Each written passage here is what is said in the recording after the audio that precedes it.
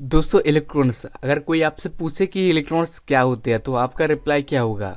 कि हमारी गली में बगड़ में नुक्कड़ पर एक भैया मोबाइल रिपेयर करते हैं, वो है इलेक्ट्रॉनिक्स। या फिर किसी भी बड़े आप मॉल में चले जाते हैं, इलेक्ट्रॉनिक्स मॉल में, जहाँ पर आपको देखने को मिलते हैं बड़े बड़े टेलीविजन, फ्रिज या फिर एसीज वगैरह, तो वो है इलेक्ट्रॉनिक्स। तो जी हाँ दोस्तों, वो भी हमारे एक इलेक्ट्रॉनिक्स का पार्ट ही है। लेकिन एक्चुअल में इलेक्ट्रॉनिक्स क्या है? हम दोस्तों वैसे तो आम चीज़ बात करते हैं कि इलेक्ट्रॉनिक्स ये है वो है, इलेक्ट्रॉनिक्स का ये गैजेट्स है। लेकिन एक्चुअल में इलेक्ट्रॉनिक्स होती क्या है? तो आज की इस बेसिक सीरीज में पहली वीडियो है, इसमें हम यही जानेंगे कि इलेक्ट्रॉनिक्स होती क्या है।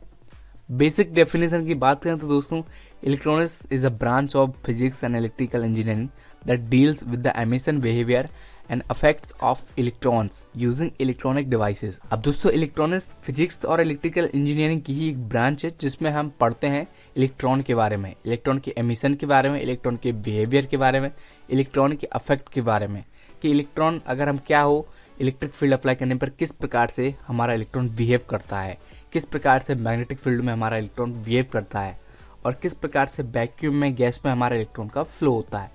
तो ये सब कुछ हम स्टडी करते हैं अपनी इलेक्ट्रॉन्स में। अब इलेक्ट्रॉन बेसिकली क्या होता है? तो दोस्तों, बेसिक केमिस्ट्री में हम सभी लोगों ने पढ़ा है कि कोई भी चीज़ हो जिसको हम छोटा छोटा छोटा करते जाएं। फॉर एग्जांपल, यहाँ पर एक आयरन बॉल है या फिर एक गेंद है लोहे की। इसको अगर हम छोटा कर दें तो जो सबसे लास्ट में जो छोटा होगा ना, जिससे छोटा इसको किया ही नहीं आ सकता हो, तो वो जो पार्ट होगा उसको हम बोलते हैं एटम, जिसको हम परमाणु बोलते हैं। अब दोस्तों, परमाणु के बीच में क्या होता है? नाभिक, जिसको हम न्यूक्लियस बोलते हैं। तो ये एटम की एक आप देख सकते हैं संरचना है और इसके बीचों बीच ये न्यूक्लियस है। न्यूक्लियस में दोस्तों दो चीज़ें होती हैं, एक होता है प्रोटॉन, एक होता है न्यूट्रॉन।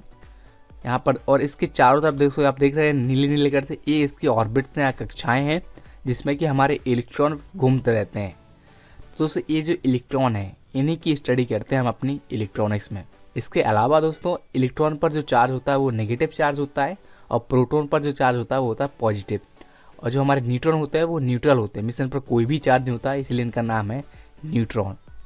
इस इमेज में आप देख सकते हैं दोस्तों, ये एक एटम की संरचना है। यहाँ पर बीच में देख सकते हैं प्रोटॉन है, ये न्यूट्रॉन है, और एक कक्षाओं में हमारे इलेक्ट्रॉन घूम रहे हैं। तो इन्हीं इलेक्ट्रॉन की स्टडी करते हैं हम अपनी इलेक्ट्रॉनिक्स में। अगर दोस्तों इलेक्ट्रॉनिक्स को हम तोड़ें तो आप कुछ इस प्रकार से ये बनेगा इलेक्ट्रॉन एंड मैकेनिक्स। तो इलेक्ट्रॉन की मैकेनिक्स के बारे में हम पढ़ते हैं अपने इलेक्ट्रॉन्स में। तो ये था दोस्तों बेसिक इंट्रोडक्शन कि इलेक्ट्रॉन्स क्या है। इलेक्ट्रॉन्स में पढ़ते हैं अपने इलेक्ट्रॉन के बारे में। अब पहले इलेक्ट्रॉनिक्स कंपोनेंट्स की बात करें तो जो कि था डायोड वैक्यूम ट्यूब, जिसको बनाया था जे फ्लेमिंग ने। जे में जॉन अम्ब्रोस फ्लेमिंग ने जो पहला इलेक्ट्रॉनिक्स कंपोनेंट था डायोड वैक्यूम ट्यूब, जिसको बनाया था। इसके बाद दोस्तों बनाया गया ट्रायोड को।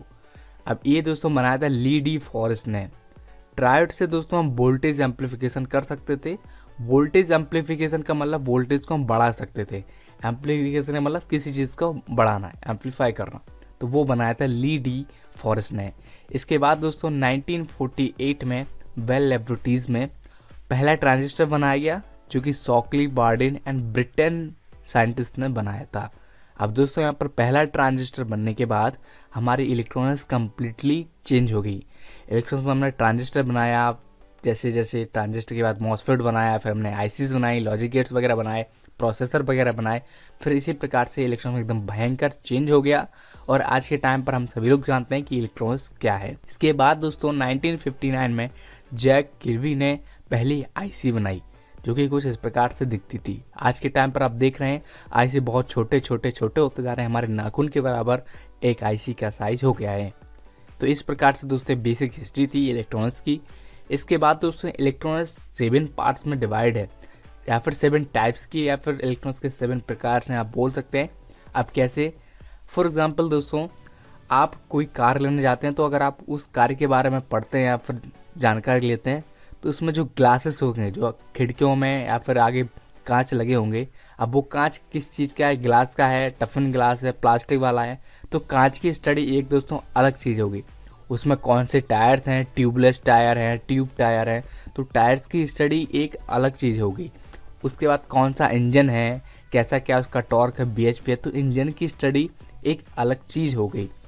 और उसके अलावा दोस्तों उसमें कौन सा पेंट है, लाल है, पीला है, हरा है, तो वो एक अलग स्टडी होगी। लेकिन दोस्तों सब चीज़ है तो पार्ट एक ही चीज़ का है, तो कार का ही ना। तो इसी प्रकार से दोस्तों इलेक्ट्रॉनिक्स के 7 टाइप्स होते हैं, जिसमें कि digital electronics, analog, micro, nano, opto electronics, integrated circuit और सेमीकंडक्टर डिवाइस। तो ये 7 कुछ इस प्रकार से होते हैं।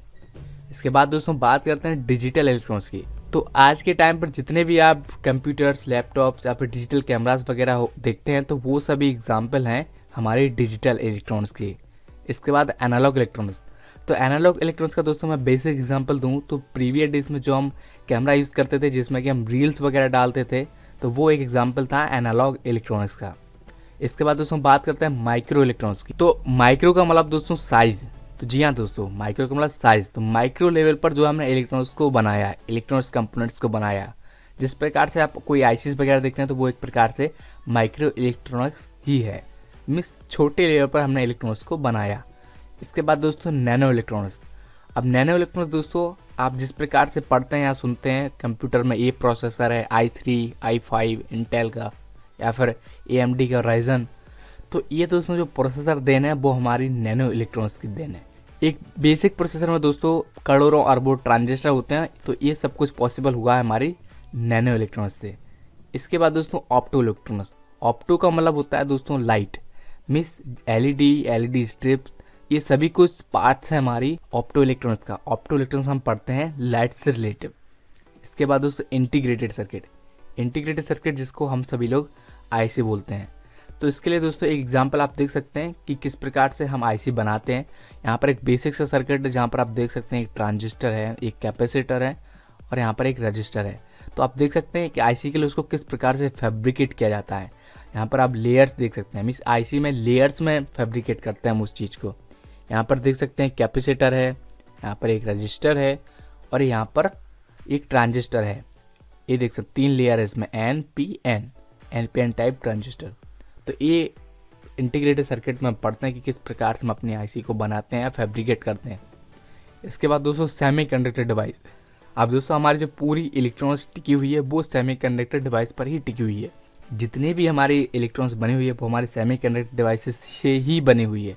तो इस प्रकार से हम यहाँ पर स्टडी करते हैं सेमीकंडक्टर डिवाइस की। तो ये दोस्तों 7 पार्ट्स थे इलेक्ट्रॉनिक्स के, जिनको हम अलग अलग करके स्टडी करेंगे। और इसके अलावा भी दोस्तों इलेक्ट्रॉनिक्स के बहुत सारे कंपोनेंट्स होते हैं, जिसमें कि active and passive, register, capacitor, inductor और भी बहुत सारे ढेर सारे इलेक्ट्रॉनिक्स गैजेट्स होते हैं, इलेक्ट्रॉनिक सर्किट होते हैं, बहुत सारी चीज़ें होती हैं इलेक्ट्रॉनिक्स में, जिनके बारे में धीरे धीरे करके हम यहाँ पर पढ़ेंगे इसी प्रकार से बेसिक सीरीज में।